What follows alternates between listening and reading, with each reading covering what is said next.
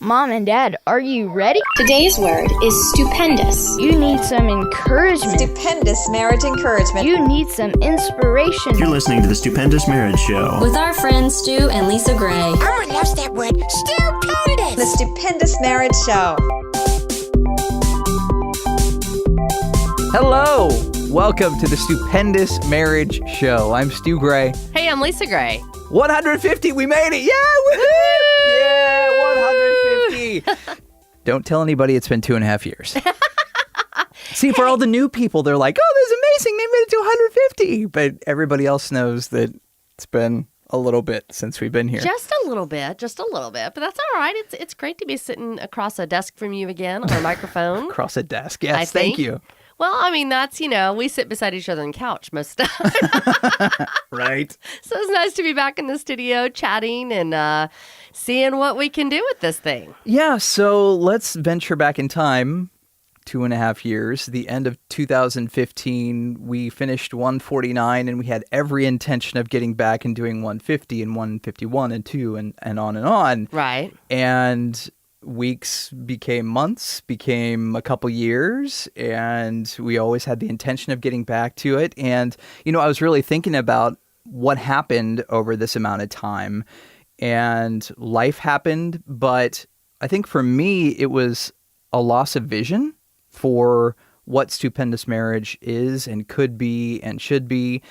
It's just really interesting kind of what happened in that time. I think there's kind of an unbelief on my part for the thing that God said to me. When I first started reading about marriage and investing in our marriage, there really was this impetus for me to really find out how to do relationships well and then help other people. Well, and I don't think that was even your intention when you first started, but that was kind of like the overflow of after you started absorbing all that information. Yeah. It started for us, definitely, and me specifically. And it just kind of flowed into, I'm a natural person who likes to learn things and pass it on. Learn something, pass it on. And so it grew into that, but somewhere along the way, unfortunately, I had unhealthy expectations, and it's like, well, this thing is going to be amazing, and it's going to do all these things, and it didn't necessarily do that either, so I was frustrated by that. I had unbelief in what God had said. I was angry a little bit, like, why isn't this doing what I think it should be doing? Right. Yeah. And it was just a weird time, and my fear overcame my faith about what Stupendous Marriage Show and stupendousmarriage.com is. And maybe a lack of direction even, like where are we going? What are we doing? Probably not listening enough to God. And in these past couple months, as we've come to the middle of 2018 now, I've really gone back to the beginning and started reading some of my old writing and stuff on the website and that's where my heart is, and that's where my heart was, and it's really, really cool. And I've learned from our time away, and I've reviewed where we were. And obviously, it's been a couple years now. Some different things have happened to us. And I always go back to the story about Moses and the burning bush, and he lays it down, and it becomes a snake, and God says, pick it up this way, and what's in your hand? So always going back to what was this thing in our hands? And we had this podcast, and we've had several people email us over these couple years. Hey, where are you? Are you okay? What's going on? Are you divorced? Is everything all right? Or what should we be praying for you about? And thank you for all of that. And we are okay, actually. We're not divorced. We are just, life got away and the vision got away. And that's kind of where we are. And the intent, again, is to get back on the horse and to create more podcasts, to answer more questions, to build a community around people who want other people in marriage community. Yeah. Well, and my part of it, because I always felt like I just kind of showed up, talked to the microphone and left and wasn't really engaged with it as much as I should have been.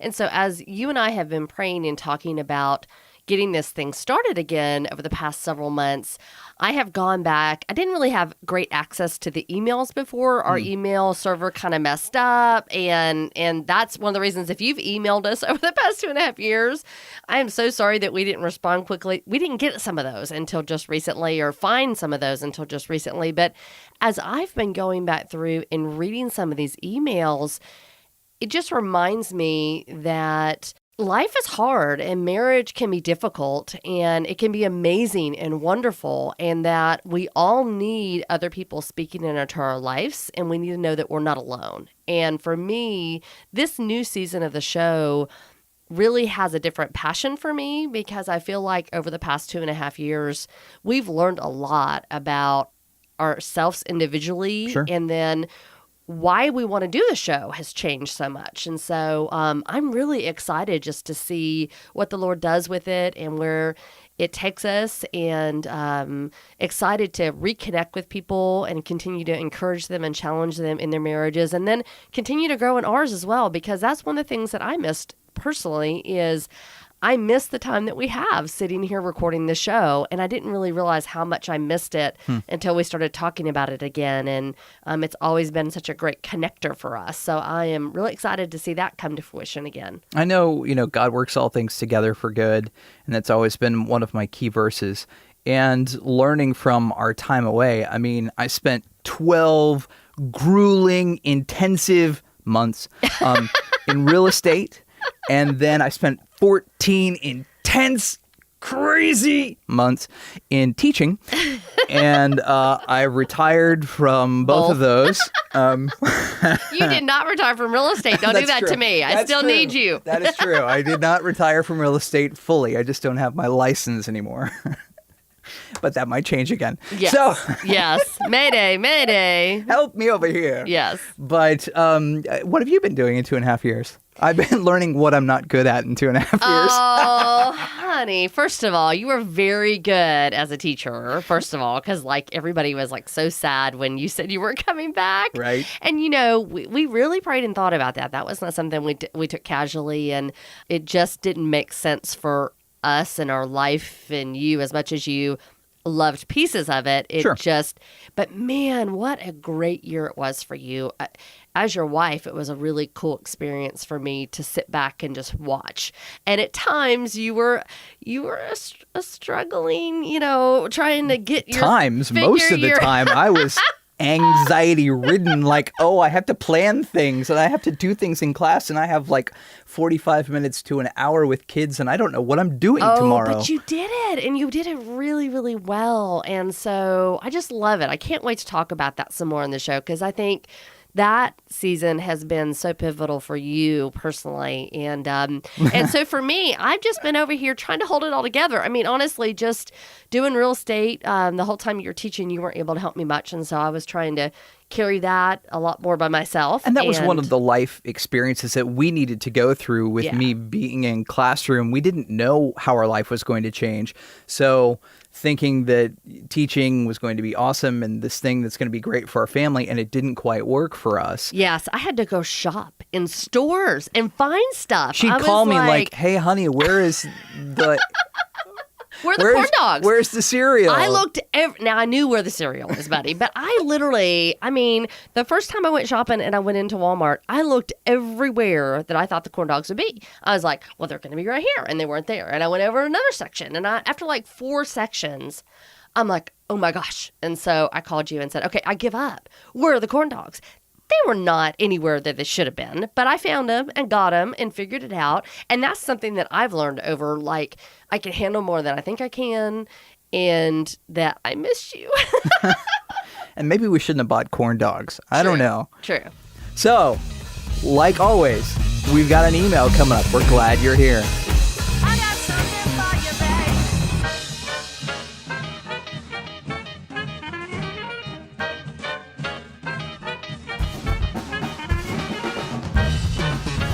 Okay, so let's get to an email for today. Hey, Stu and Lisa, I'm a new listener to your podcast. Thought I'd send you a question. In 2016, I married a girl who moved from Europe to America in order to marry me. We have a struggle that continues to be a thorn in our side. I'm not sure how to overcome it.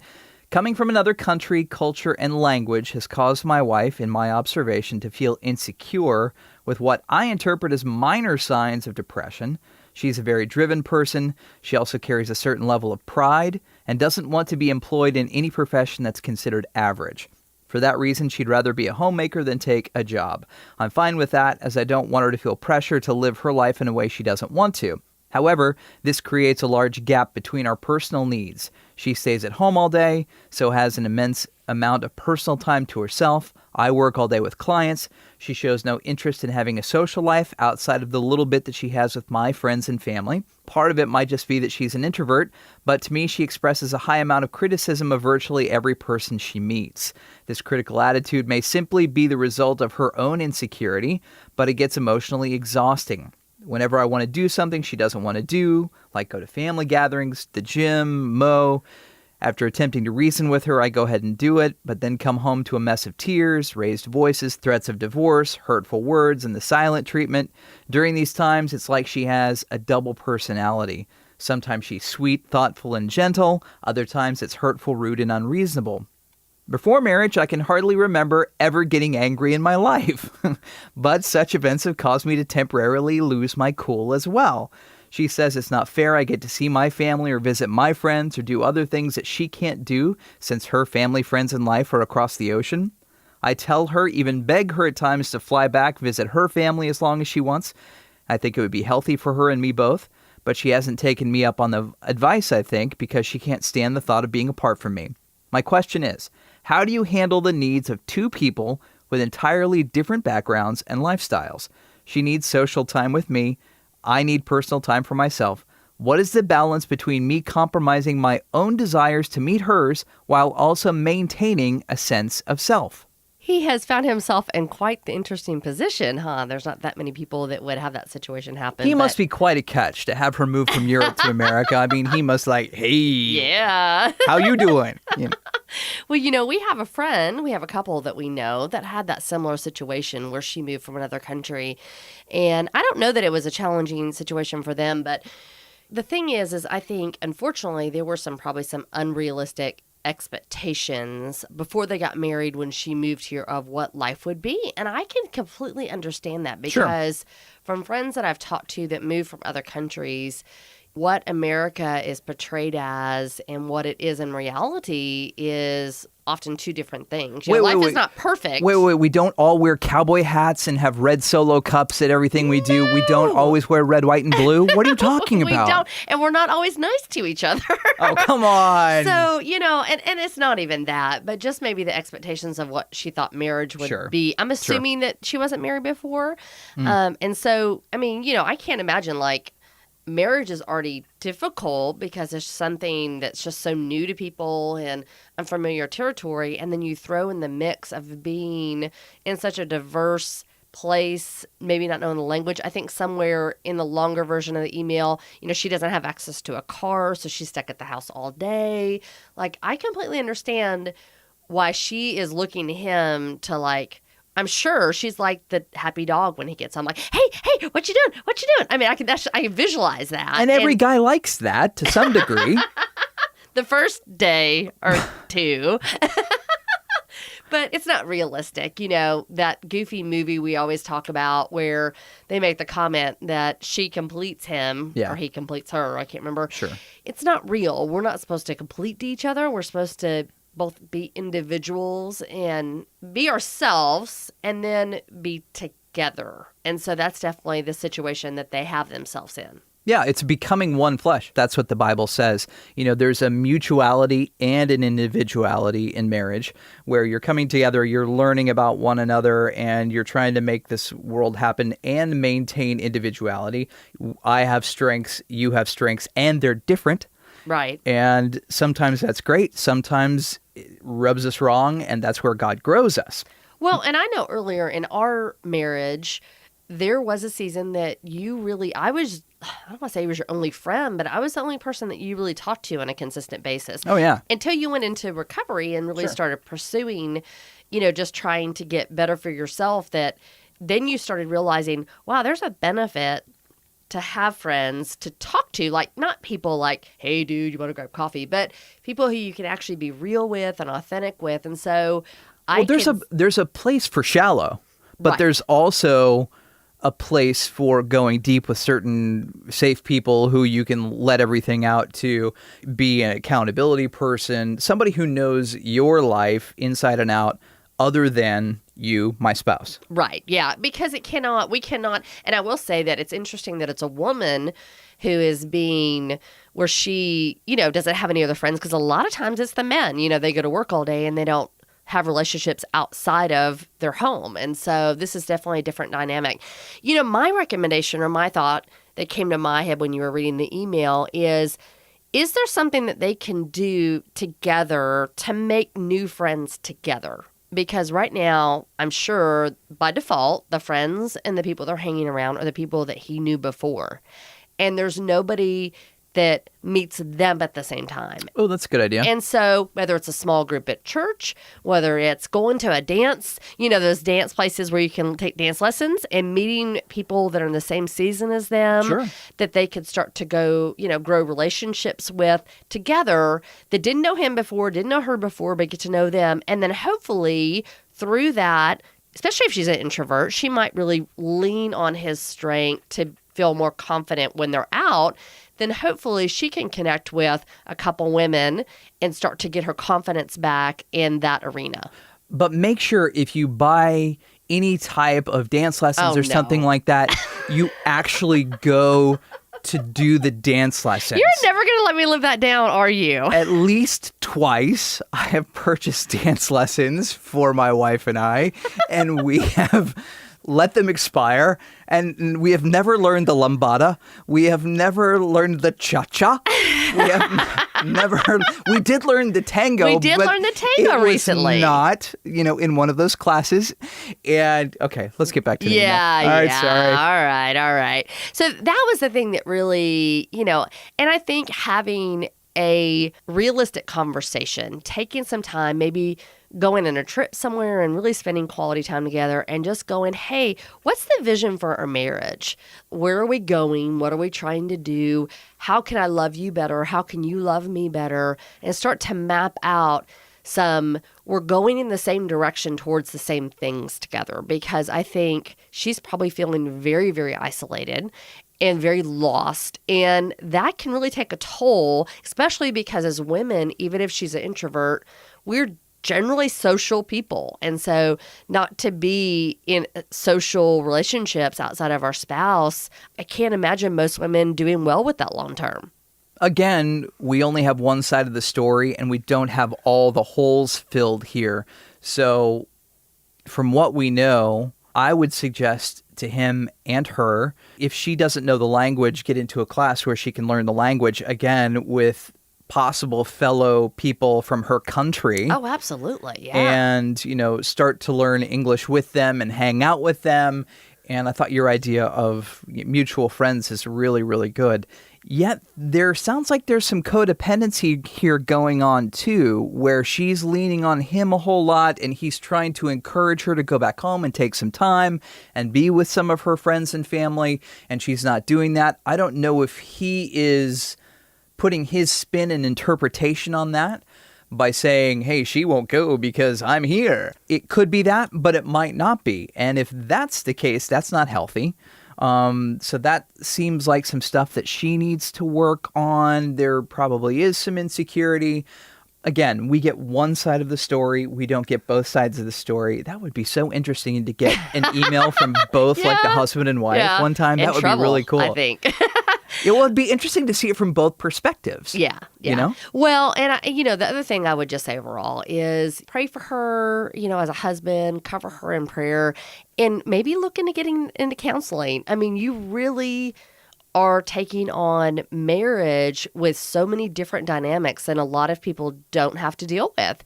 And so going somewhere to equip yourselves as a couple with tools that hey, how can we do this well or better moving forward, I think would be a really great idea. Thank you for the email. You can always email us on air at stupendousmarriage.com. We would love to get your emails. Just if you have something going on in your marriage, if you have questions about your marriage, even if it's a positive report of things that we've talked about today that you might have input on, we would love to hear from you.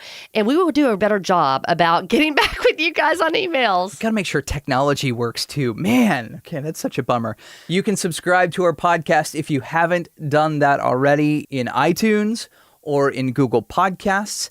And, if you have subscribed to our show, tell another couple or 2 or 3 other couples and have them subscribe as well. Maybe give you guys something to talk about in your marriages together. Well, that was fun. That was fun. Yay! 150. Episode 150. Yay! It was the best one ever. It Maybe, was. Maybe not. Have a great one. We'll talk to you soon. See ya.